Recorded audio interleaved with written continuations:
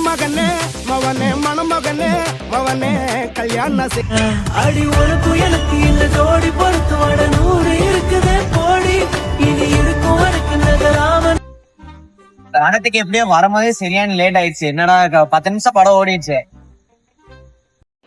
கொஞ்சம் எனக்கு ஃபர்ஸ்ட் எடுத்தோடனே படத்துக்கு வரும்போது லேட்டா வந்தா படத்தோட ஃபுல்ஃபில்லே இருக்காது. எனக்கு ரொம்ப கஷ்டமா இருக்கும். இருந்தாலும் படம் வந்து போனேன் இன்ட்ரோல் டக்குன்னு வந்த மாதிரி இருக்கு. ஒரு 1/2 மணி நேரத்துலயே அந்த மாதிரி நம்ம லேட்டா வந்தனால இன்ட்ரோல் கொஞ்சம் சத்தமா பேச சீக்கிரமா வாங்கடான்னு 10 நிமிஷம் தான் ஆச்சு. சவுண்ட் அந்த அளவுக்கு கேட்காதுன்னு நினைக்கிறேன். தெரியல என்னன்னு. நாய்ஸ் தான் அதிகமா கேட்கும் எனக்கு தெரிஞ்சு. இருந்தாலும் சரி ஓகேடா. படம் இது வரைக்கும் பாத்தீங்களா? உங்க ஒய்ஃப் எந்த மாதிரி அமையணும்னு உங்களுக்கு ஒரு புரிதல் இருக்கும்ல, அந்த மாதிரி எதுனா சொல்லிருக்கோமா? அவனே பதில் சொல்லிட்டோம்.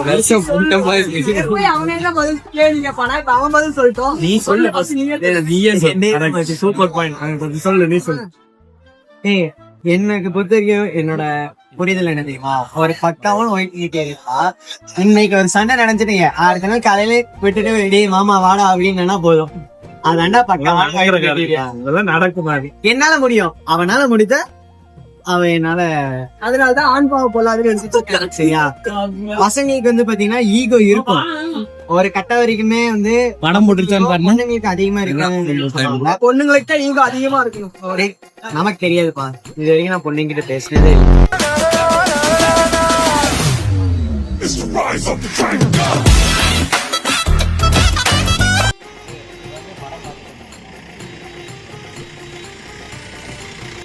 கடைசியாக ஒரு வண்டி வந்துட்டு போனது பார்த்துருப்பீங்க எனக்கு தெரிஞ்சு. அது என்ன வண்டின்னு கெஸ் பண்ணுங்க பார்ப்போம். நம்ம வந்து படம் பார்த்துட்டு இப்போ தான் வந்தோம். ரிவ்யூ ஒரு 2 நிமிஷம். நான் வாழ்க்கையிலே இப்போ தான் யோசிக்காமல் ஒரு கேள்வியை கேட்டேன். மைக் வேலை செய்யலை.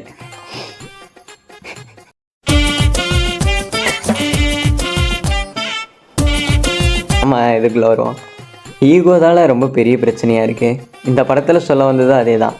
ஈகோ 2 பேர்த்துக்கு இடையில யார் ஜெயிக்கிறா, நீ பெருசா நான் பெருசா அப்படின்றது தான் எல்லா ரிலேஷன்ஷிப்லேயும் வர ஒரு பிரச்சனையை தான் இவங்களே எடுத்து காமிச்சிருந்தாங்க. இவங்க சொல்ல வந்த கருத்துங்கிறதுல ரொம்ப சூப்பராகவே இருந்துச்சு. நம்மளால ஒரு 2 மணி நேரம் படத்தை பார்க்க முடியல அப்படின்னா, இப்போ ஒரு 30 செகண்ட்லேயே வந்து நம்ம என்ன கண்டென்ட்ன்றதை பார்த்து பழகிட்டோம். அவங்களும் காமிச்சு பழகிட்டாங்க, நம்மளும் பார்த்து பழகிட்டோம். அதான் ஒரு பிரச்சனையாக இருக்குது. இப்போ ஒரு 2 மணி நேரம் படத்தை நம்மளால் பார்க்க முடியல. ஒரு 1/2 மணி நேரம் படத்தை பார்த்துட்டு ஃபர்ஸ்ட் ஹாஃப் சூப்பராக இருக்குடா, செகண்ட் ஹாஃப் மொக்கையாக இருக்குடா அப்படின்றான்.